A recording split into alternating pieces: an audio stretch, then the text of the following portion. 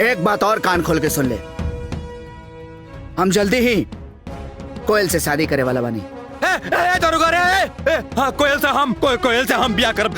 अगर तोरा में हिम्मत होई तो रोक के दिखा दिए। बाबूजी, बाबूजी, अरे हटा, तू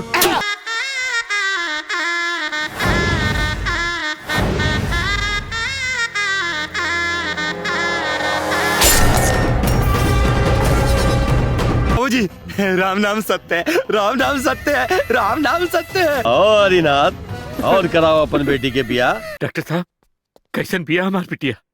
आपकी बच्ची सेंसलेस हो चुकी है, न कुछ सुन पा रही है न कुछ बोल पा रही है। हेलो भैया, हाँ संजना बोला। कोयल के बारे में सुन लहा? ना का भाई? वो बेचारी तब जिंदगी और मौत के बीच जूझ रहल बिया। ये का हो गल कोयल? अरे हरदम हर पल खिलखिलाए वाली लड़की और खुशी के सौगात बांटे वाली